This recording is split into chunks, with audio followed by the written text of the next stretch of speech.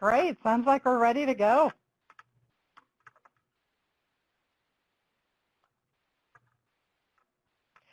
Welcome to this introduction to the new CFP Board Ethics CE model. My name is Joanna Truitt, Manager of Continuing Education and Experience, and I'll be your host for this webinar. The webinar today will be about 40 minutes. Before we get started, I do have one housekeeping note. We will hold questions until the end of the presentation, but as you think of one, please type it into the Q&A text box on the right-hand side of the screen. I'll address all questions at the end of the presentation.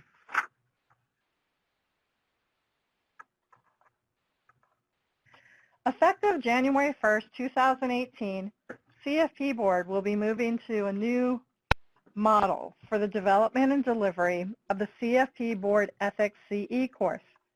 In this webinar, we will provide the background leading to our decision to make these changes. We'll introduce the new model to you, and we'll share the development and communication schedules that will ensure for a smooth transition.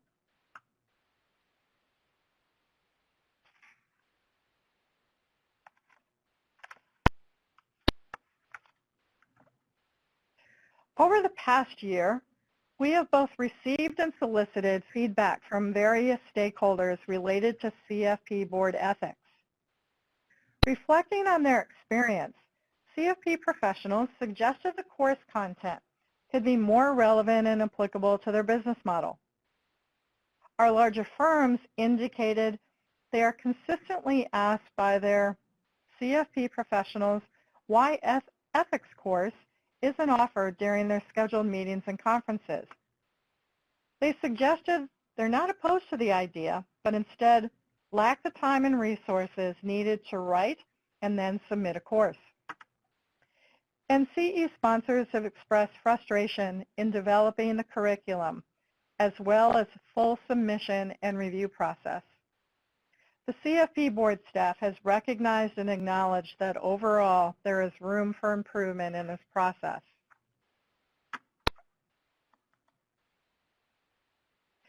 So based on stakeholder feedback, we began a thorough evaluation of each step, beginning with the development of the learning objectives and ending with the delivery of the course. In doing so, we identified several key areas where we could improve our CFP professionals' experience. We began to understand and appreciate the challenges you face in writing curriculum based on learning objectives that were predetermined. Your subject matter experts did their level best to anticipate CFP Board intent and deliver course content they felt met the learning objectives. More frequently than not, the content was accurate, but participants didn't always view it as strategic and meaningful to their daily experiences. Content was delivered in a variety of models: live programs that engaged the participant, others that were lecture style, online courses that were content heavy, and others designed to be highly interactive. Still other methods of self-study included course completion based on paper and a self-guided test. CFP Board realized that we were missing an opportunity to ensure consistent messaging that would reinforce and positively impact the work philosophy of our CFP professionals. 2018 presented us with an opportunity to make some transformative changes in the overall ethics model. First, we naturally transition to new learning objectives every given year. And second, CFP Board most recently released, for public comment, a proposal for revised standards, which may lead to an adoption of new standards in 2018. So what will the changes to the ethics program look like for 2018? There are several components to the new model to be introduced. We will review the changes in each of the 7 areas above.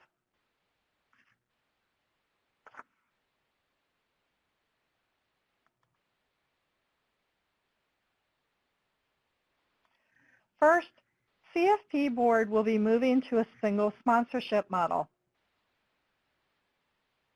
Many of you have been both a general CE sponsor as well as an ethics sponsor. With the development of the new CE sponsor portal, we had the opportunity to move to a single sponsorship. There will be no increase in sponsorship fees next year. To deliver CFP Board ethics, you will need to be a general sponsor at the annual cost of $250 for nonprofit and $500 for profit organizations. The program fee for general CE will also remain the same. The program fee for CFP Board ethics will be adjusted. The cost for live program delivery or self-study online program delivery will be $250 for nonprofit and $500 for profit organizations. For sponsors who offer both live programs and a self-study program, the fee will be $250 or $500 for each method of delivery selected. For sponsors delivering the course online, there will be a 25-cent seat license to be invoiced quarterly. The fee will be based on a simple calculation of 25 cents per attendance record reported in that quarter. We anticipate that overall, the average sponsor who is offering either a live or a self-study program could realize a monetary savings of $40 to $80 in fees. And that's before you factor in the cost of time for your subject matter experts to create the content. We have made some changes to the accepted method of delivery. Live course presentations will be defined as real-time interaction between the instructor and participants. This can be an in-person setting or delivery through webinar conferencing, where attendance can be monitored, engagement can be measured. Self-study course delivery will be any course offered online through a learning management system of the sponsor's choice.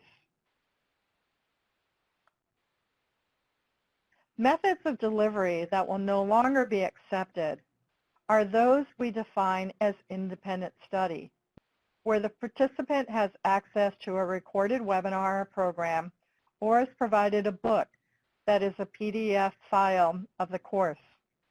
In the conversations we've had with a number of you, we know that for some segment of your population, this will be an unwelcome change. We do, however, feel very strongly that this is a change that needs to be made. The course content will be developed to be highly interactive. Only the strict definitions of a live presentation and online delivery are appropriate moving forward. This change in the definition of self-study applies to CFP Board ethics only and does not impact general CE course curriculum.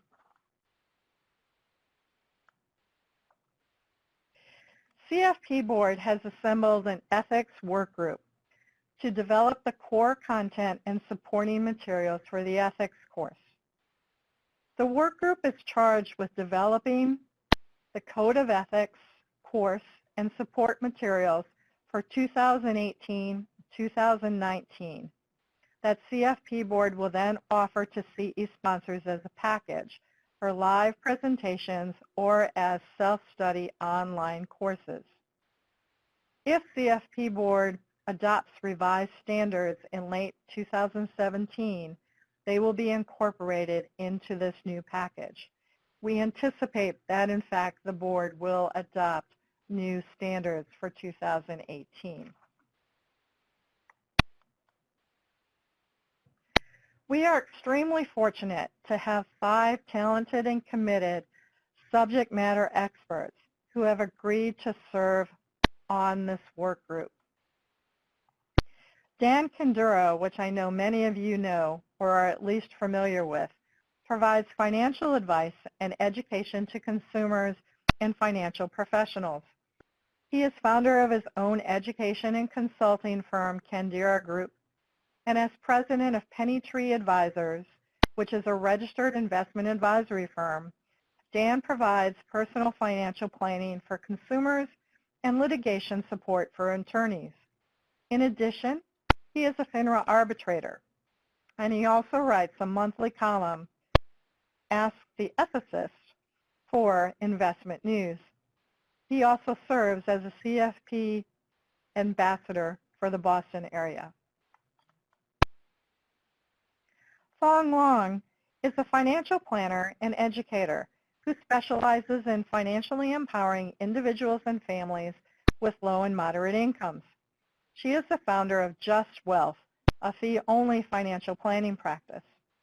Most recently, she was the Director of Financial Services for Compass Working Capital, a national nonprofit, providing financial coaching and counseling services to individuals and families who receive subsidized housing support. Fong passed her CFP certification exam in November of 2014 and anticipates having her marks earned by early fall of 2017. The third member of the work group is Gina Nation. Gina works as a financial advisor focused on young families with a specialization in home purchase, college savings, student debt repayment, and retirement planning. She has a passion for lifelong learning and uses education to empower others to achieve their diverse financial goals. Before transitioning to West Financial Advisors, Gina was a faculty member at Iowa State University, teaching in their registered program. She also provided comprehensive planning services in the financial counseling clinic and expanded the curriculum to include cutting-edge teaching strategies. As a Senior Director for Content Development, Cindy Reiki leads a team of wealth management subject matter authors and editors. She has more than 25 years' experience in the financial services industry. She joined Kaplan in 2005 as a CFP exam content author and editor. Cindy earned her master's degree from Kaplan University and a bachelor's degree in business administration from Louisiana State. She is an active member of the Financial Planning Association. The last member rounding out the work group is Carolyn Toman. She is the program director for Boston University's Financial Planning program. She has taught estate planning courses, online reviews, and CFP certification exam courses at universities in Massachusetts and Florida, as well as for many banks and financial service companies in both states. Carolyn is co-author of a state planning workbook entitled Principles of Estate Planning, which is published by National Underwriter. She served as a member of the CFP Board Council on Education from 2009 to 2012 and was appointed chair in 2012. Formally, positions include Program Director for Merrimack College, as well as co-founder of Beacon Hill Financial Educators, Regional Director of the Social Security Disability Program in Massachusetts.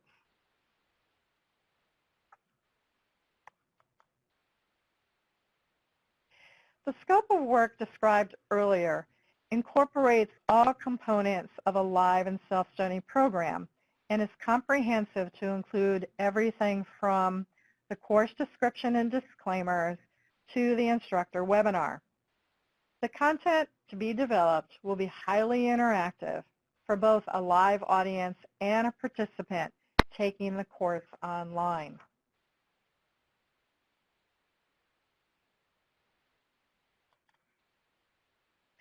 Live course delivery for the purposes of CFP board-approved ethics will include any presentation that is conducted in person where the instructor and participant engage in real time. It is expected that the live course is held, if the live course is held virtually, the technology used will support real-time participant response and interaction with the instructor.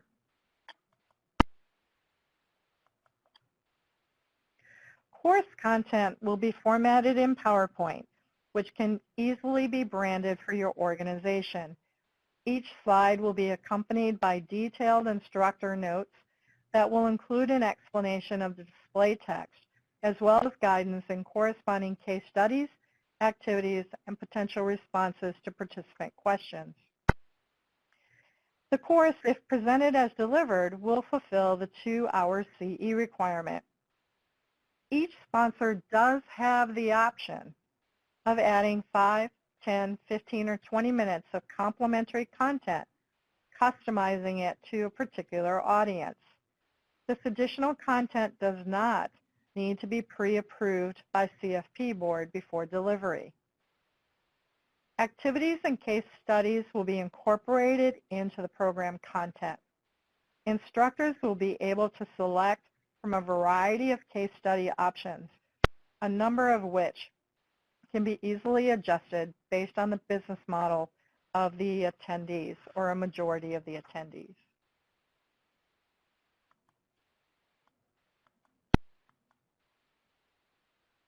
Instructor requirements will not change for 2018. During the program submission process, you will identify your instructors along with their CFP board IDs. These are individuals who have been certified for at least 5 years and are in good standing. While a specific date hasn't been identified, we will host a webinar in January after we've distributed the content. This webinar will include a program overview and provide your instructors with an opportunity to ask questions of subject matter experts. Those not able to attend the live webinar will have access to the recording.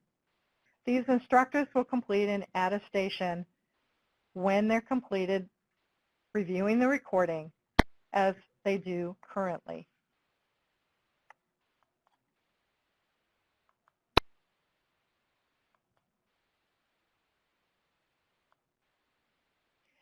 Self-study for the purposes of CFP board-approved ethics will be any course offered online through a learning management system. Independent study where a recording book or PDF of the course is made available for participants as a means to fulfill the requirement for the course will no longer be an acceptable method of delivery. For those of you who will be offering CFP board ethics online, we will require a forced progression through the content before access to the assessment. Like the live course curriculum, the online curriculum is intended to be interactive with pop-up quizzes and the use of case studies.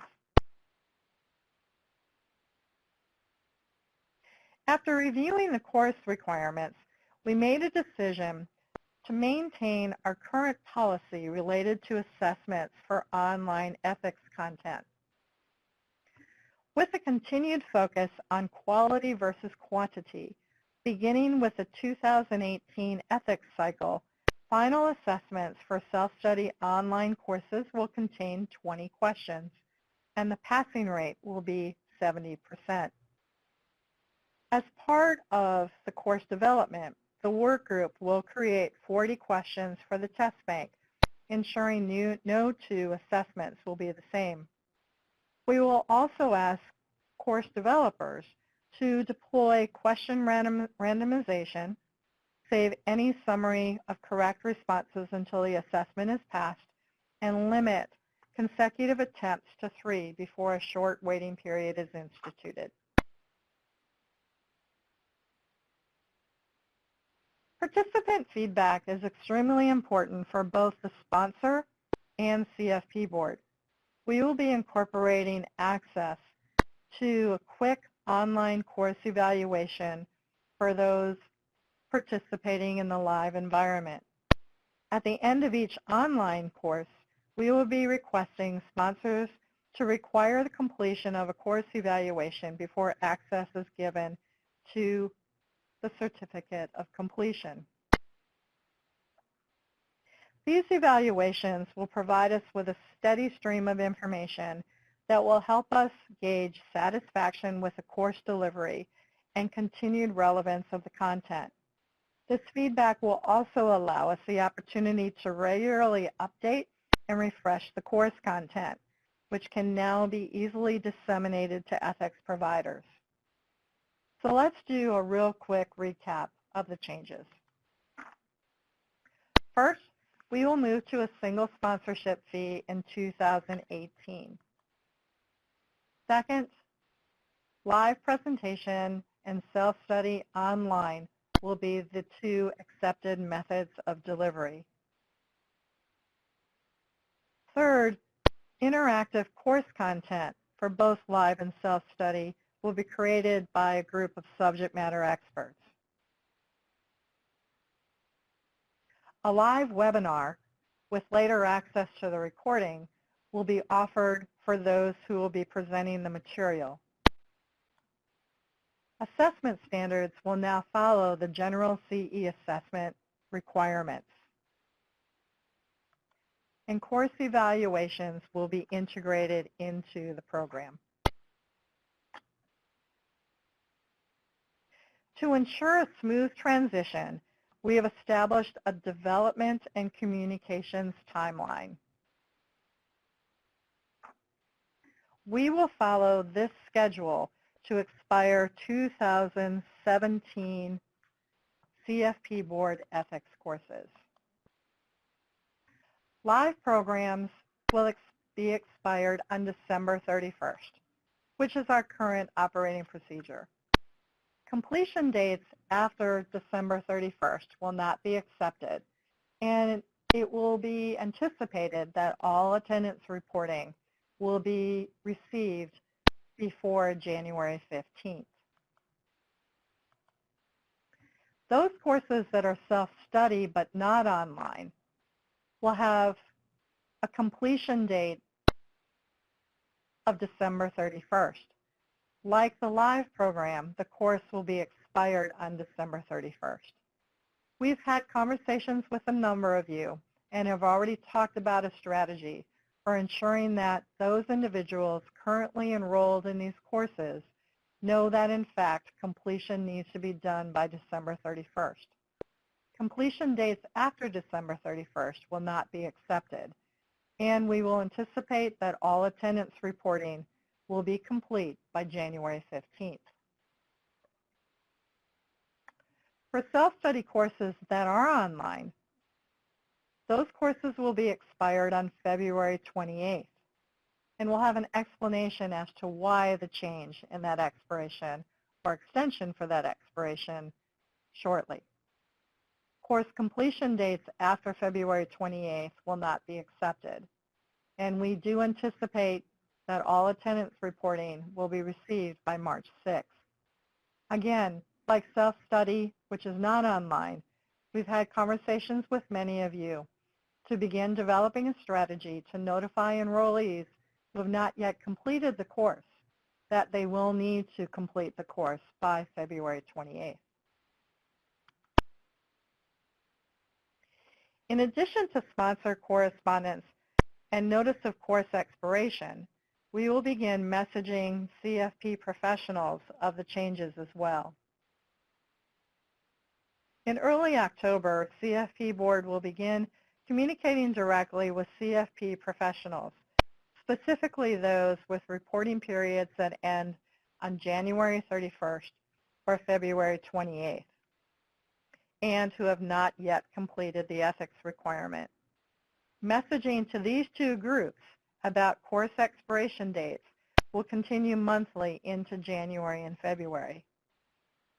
In addition, we will send individual expiration notices to each of you, those that are current ethics sponsors, in early September.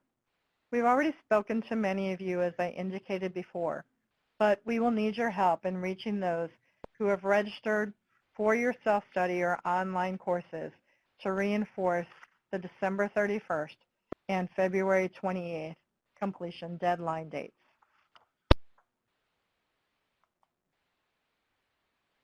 We have a lot of work ahead of us.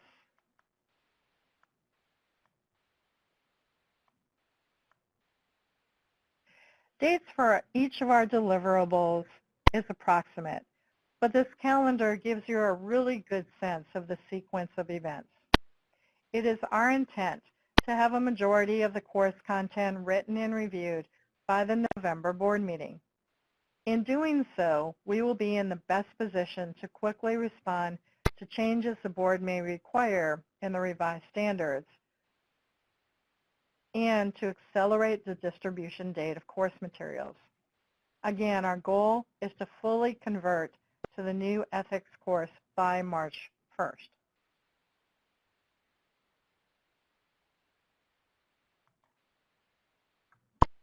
Let's do a quick recap on our development and communications timeline.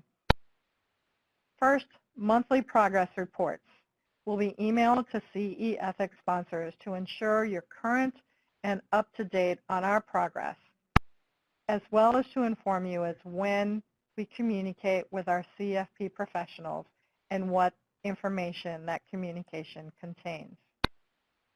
Second, we want to provide directions to you for sponsor renewal and ethics provider requests. This information will be detailed in the September CE Sponsor newsletter and a week later in the CE Sponsor webinar.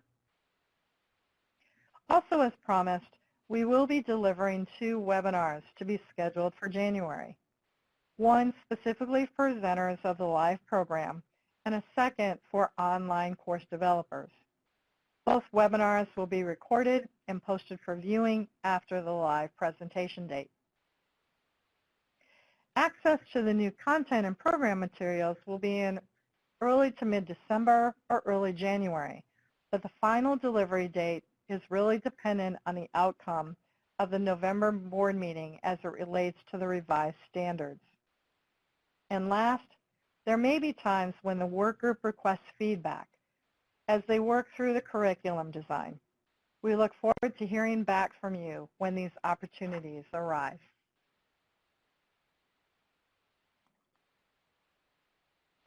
And now I have a number of questions that have been asked. It ends our formal presentation.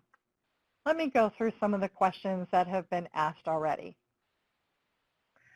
Danielle asked whether or not the slides will be available after the webinar, and the answer is yes. Within the next couple of days, you should expect email from us thanking you for participating in the webinar, and we will include the link to access these slides online. Within probably 5 to 10 working days or business days, we should also have a recording of this webinar available to you. The next question from Dan. My course today gets approved for insurance and CPA credit in addition to CFP board credit. Do you anticipate that the developed course will be eligible for credit from these organizations as well? Absolutely. I don't anticipate radical changes to the course from what we're currently providing or what all of you have currently written as it relates to the curriculum. And I really do think that submitting this course to other organizations for CPA credit will go as smoothly as it has in the past.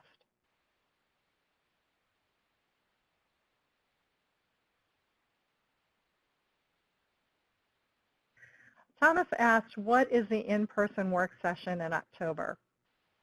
We'll actually bring members of our work group here to the DC office. And again, in doing so, the idea is to cloister ourselves, if you will, in a room and take parts of the course that have been written by each one of the members of the work group, pull them all together, and actually hammer out, if you will, what the final course is going to look like and what that curriculum is going to look like. So again, the in-person work session is meant for the 5 individuals plus a few staff to really sit down with a couple of laptops on a large screen and just get her done, so to speak.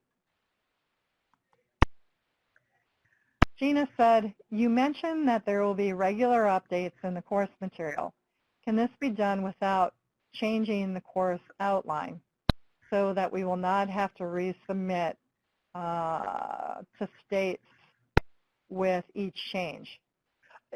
Absolutely. I think one of the things we're looking at, again, based on feedback, is, initially, very initially, are there changes that we should make? I don't anticipate that any of the changes we would make would be such that they would have to be resubmitted for new review. And I do think, too, that some of the changes may, in fact, be supplemental content to what we've already provided.